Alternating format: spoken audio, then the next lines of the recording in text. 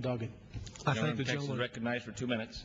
With this veto, President Bush has once again failed to safeguard our families.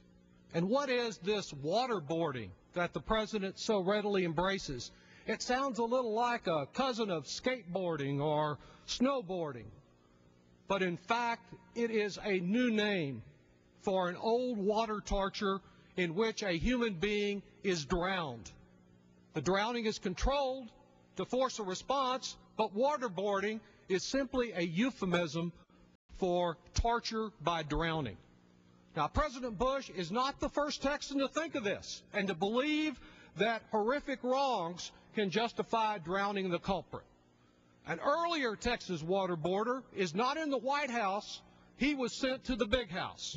A Texas judge said that this waterboarding Texas sheriff put law enforcement, quote, in the hands of a bunch of thugs that would embarrass a dictator, the judge said.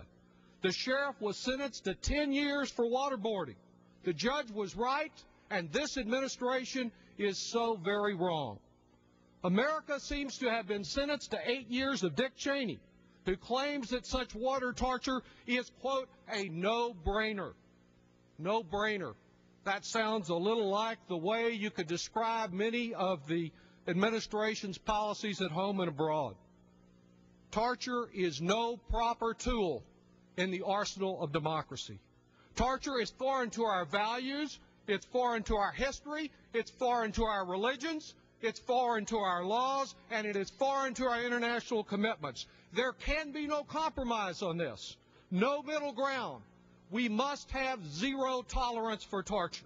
If we abandon our American values, we lose who we are as Americans. We lose our identity. We lose our pride as the greatest nation in this world. And if the administration and all of its apologists over here continue forcing America to abandon the rule of law,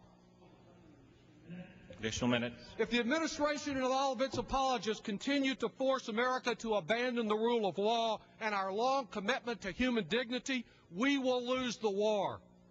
The use of torture, which President Bush's veto endorses, is not only un-American, it is ineffective. That's one reason why the Army Field Manual prohibits, even when our military is in harm's way, participating in torture, and it is why General David Petraeus, our commander in Iraq, wrote to his troops in the field last year, beyond, quote, beyond the basic fact that such actions are illegal, history shows that they are frequently neither useful nor necessary. I say follow our generals like General Petraeus, not the Cheney ideologues, not the apologists. Override this veto. I yield back.